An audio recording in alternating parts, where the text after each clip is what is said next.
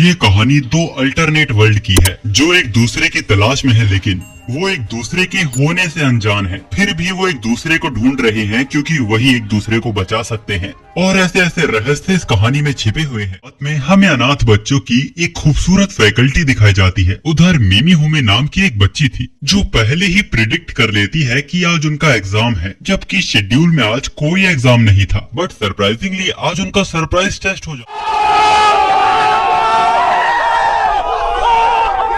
और इस एग्जाम को बस वही बच्चे क्लियर कर पाएंगे जो क्लास में ध्यान देते थे। वैसे 10 क्वेश्चंस का ये एग्जाम ज्यादा मुश्किल भी नहीं था। क्लास के बाहर हम दो और बच्चों को देखते हैं। उनमें से एक बच्चे ने मछली का खूबसूरत बनाया था, पर उस मछली के कई सारे हाथ थे। जब वो लड़की इसके बारे में पूछती है, वो बताता है कि मछली इन हाथों से और दूसरी मछलियों को पकड़ सकती है। लड़की को ये स्केच काफी पसंद आता है क्योंकि ये अजीब और फनी था और वो इसे डायरेक्टर को दिखाना चाहती थी। एग्जाम के दौरान तोक्यो नाम के एक लड़के के टैबलेट में टेक्निकल इश्यू होने लगता है और उसके टैबलेट में 11वां क्वेश्चन शो होने लगता है, जो कि पूछ रहा था, क्या आप यहाँ से बाहर जाना चाहते हो? यही नहीं, अभी और सुनिए।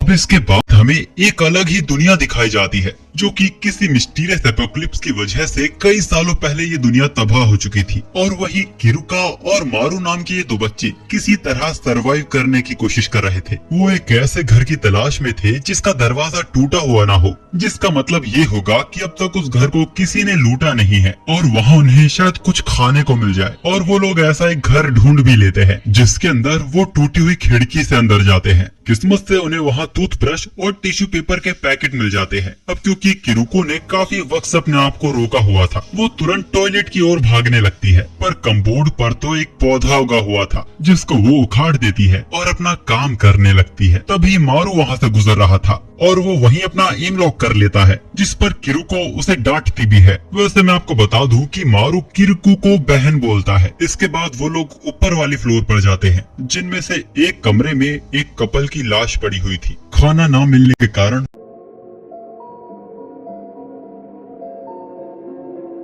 पूरी तरह गल चुकी थी। असल में इस एपोक्लिप्स में जो लोग सरवाइव कर गए थे, अब वो लोग भुखमरी से मारे जा रहे हैं। अब क्योंकि इनके मरने का कारण ही भुखमरी था, तो इन लोगों को यहाँ खाना तो मिलने से रहा, यानी कि अब उन्हें किसी और घर की तलाश में जाना होगा। और वो लोग एक लग्जरी घर ढूंढ भी लेते हैं जो कि शायद कभी किसी अमीर परिवार का आलीशान घर हुआ करता होगा। लेकिन किस्मत इतनी बुरी कि वहाँ भी खाने लायक कोई चीज उन्हें मिली ही नहीं। अब तक हार कर उन्हें अपना रिजर्व किया कैन फूड ही खाना होगा और इसमें ही उनका पेट भर जाए, इसीलिए किरुको कैन फूड के साथ आसपास उग रहे कुछ पौधों का भी इस्तेमाल करती है, जो कि उनके खाने के एक्सपीरियंस को पूरी तरह खराब कर देता है। पौधों की वजह से खाना इतना कड़वा हो गया था कि वो सब कुछ बाहर ही उगल देते हैं, यानी कि आज की रात उन्हें भूखे पेट ही गुजारनी होगी। आज की रात वो लोग इसी घर में बिताने का फैसला करते हैं। हम देखते हैं कि किरुको किन्हीं दो लोगों की तस्वीर देखे जा रही थी। मारू पूछता है, क्या ये तुम्हारा बॉयफ्रेंड है? किरुको शॉक हो गई थी कि मारू अभी तक सोया नहीं है। मारू बताता है कि अक्सर किरुको ही पहले सो जाती है, जबकि उसने मारू की सुरक्षा की जिम्मेदारी ली हुई है। वैसे मारू को फर्क नहीं पड़ता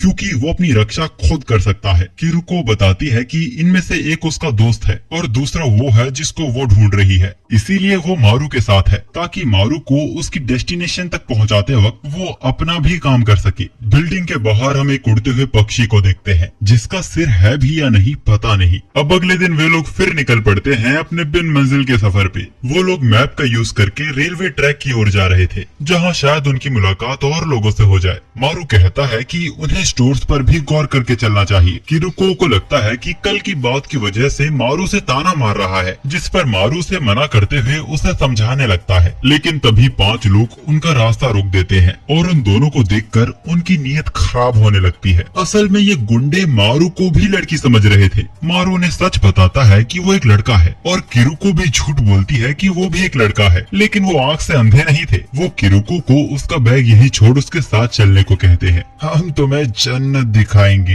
हाँ, जन्नत। वाह क्या सीन है, वाह क्या सीन है।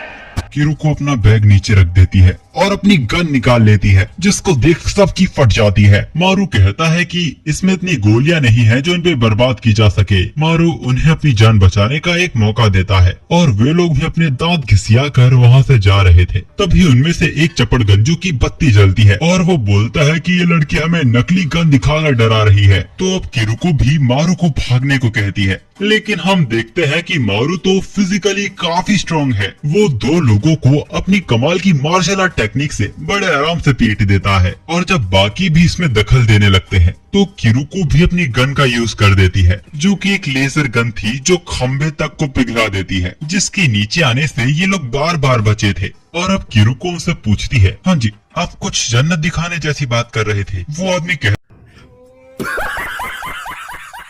है कि मेरे मुंह से निकल गई थी दीदी, भारी मिस्टेक हो गया। अब हमें पता चलता है कि किरुको और मारू दोनों जन्नत की तलाश में निकले हैं। वो लोग हेवन नाम की एक जगह को ढूंढ रहे हैं। हम देखते हैं कि इन लोगों ने एक खंडर हॉस्पिटल को अपना अड्डा बनाया हुआ है। किरुको मारू से कहती है कि उसे यहाँ जो भी अच्छा लगे वो उसे उठा ले, पर वहाँ ऐसा कुछ था ही नहीं जो उनके काम आ सके। तभी किरुको की नजर वहाँ रखे जनरेटर पर जाती है। वो इस जनरेटर का इस्तेमाल करके अपनी बैटरी चार्ज करना चाहती थी, लेकिन वो गुंडे ड्रामा करने लगते हैं। भाग यहाँ से, ये हमारा जनरेटर है, हम तुम्हें क्यों इस्तेमाल करने दें। ये बुढ़े नादान थे, भूल जाते हैं कि बॉस कौन है। किरुको बंदूक की नोक पे अपनी बैटरी चार्ज करवा ही लेती है, जिसके बाद वो उनसे हेवन के बारे में पूछती है। तो वो मोटा आदमी बोलता है, अरे खन्नी तेरा ऊपर वाला माला खाली है क्या? यहाँ जीने के लाले पड़ रहे हैं, मैन बेसिक नीड के लिए बच्चियां छेड़नी पड़ रही है और तो यहाँ हेवन ढूंढने निकली है। ए सुअर, मुंह बंद कर वरना मुंह में दे दूंगी चोको। तभी उनमें से एक पूछता है, क्या तुम्हें टमाटर पसंद है? वो उन्हें एक ऐसी जगह के बारे में बताता है जिसे लोग हेवन बोलते हैं। अब किरुको की बैटरी चार्ज हो जाने के बाद वो उसकी बैटरी उसे वापस लौटा देते हैं, जिसे किरुको अपनी गन में डाल लेती है। यानी कि किरुको जिस गन से अब तक उन्हें डरा रही थी उसमें तो गोलियां ही नहीं थी। इसके लिए वो लोग किरुको और मारू को कोसने लगते हैं, तो किरुको वापस उन पर गन पॉइंट कर देती है, जो देख उनकी फिर फट जाती है। वैसे मैं आपको बता दूं कि किरुको की ये गन फुल चार्ज होने के बाद ओनली 4 टाइम्स ही शूट कर सकती है। खैर अब वो लोग अपनी मंजिल टोमेटो हेवन की ओर बढ़ने लगते हैं, जो सच में एग्जिस्ट करता भी है या नहीं पता नहीं। अब सीन वापस उसी फैकल्टी में आता है, जहाँ तोक्यो मिमी हिमे से पूछता है कि उसे एग्जाम के बारे में पहले ही कैसे पता चल गया, जिस पर वो कहती है कि उसे महसूस हुआ था। अब क्योंकि क्लास खत्म हो चुकी थी तो उनका क्लासमेट ताका सभी को बॉल खेलने के लिए बुलाता है, पर हर कोई अपने अपने काम में बिजी था। मिमी हिमे और तोक्यो भी मना कर देते हैं, तो वो बॉल को बाहर फेंक कर पहली मंजिल से कूद जाता है और उस बॉल के नीचे आने से पहले उसे पकड़ भी ले जलवा है हमारा है। मिमी हिमे भी हैरान थी कि उसके रिफ्लेक्सेस कितने कमाल के हैं। वैसे ताका इस बार कोना से पूछने गया था। खैर अब तोक्यो मिमी हिमे से उस 11th क्वेश्चन के बारे में पूछता है, जो तोक्यो ने एग्जाम के दौरान देखा था। अचानक मिमी हिमे तोक्यो से सवाल करती है कि उसे क्या लगता है कि दीवार के उस पार क्या होगा। मिमी हिमे काफी वक्त से ये महसूस कर रही है और अब तो उसे इमेजिन भी होने लगा है कि बाहर की दुनिया से 2 लोग आएंगे और उनकी मदद करेंगे, और उनमें से एक की शक्ल तो हूबहू तोक्यो से मिलती है। मिमी हिमे की ये बात रात भर तोक्यो को सोने नहीं देती। उसको ये बात परेशान करने लगती है कि आखिर बाहर के बाहर क्या है। तभी स्कूल की डायरेक्टर और 2 टीचर वहाँ आ जाते हैं, जो तोक्यो से पूछते हैं क्या उसे नींद नहीं आ रही। तोक्यो उनसे सवाल करता है कि आखिर इस दीवार के उस पार क्या है। डायरेक्टर उससे सवाल करती है, क्या तुमने इसके बारे में अपने आप से सोचा है? तोक्यो बताता है कि ये सवाल मिमी हिमे ने सोचा था। खैर डायरेक्टर तोक्यो को दीवार के उस पार की सच्चाई बताने जा रही थी, जिस पर दोनों टीचर डर जाते हैं। डायरेक्टर बोलती है कि आज नहीं तो कल ये भी सच्चाई जान ही जाएंगे। तभी सीन चेंज होके मारू और किरुको के ऊपर आता है, जहाँ टोमेटो हेवन की तलाश में किरुको अब पूरी तरह थक चुकी है, जिस पर मारू को उसका मजाक उड़ाता है कि किरुको एक सिटी गर्ल है, इसीलिए वो काफी जल्दी थक जाती है। किरुको हैरान थी कि उन्होंने कई वक्त से ढंग से खाया नहीं है। उन्होंने पहाड़ों की चढ़ाई की है, कई रातों से वो ठीक से सोए नहीं है। इसके बावजूद मारू अभी भी कितना एक्टिव है। मारू बताता है कि वो 15 साल का है और किरुको 20 साल की हो चुकी है। अब थोड़ा आगे जाने के बाद उन्हें हैरानी से एक होटल मिल जाता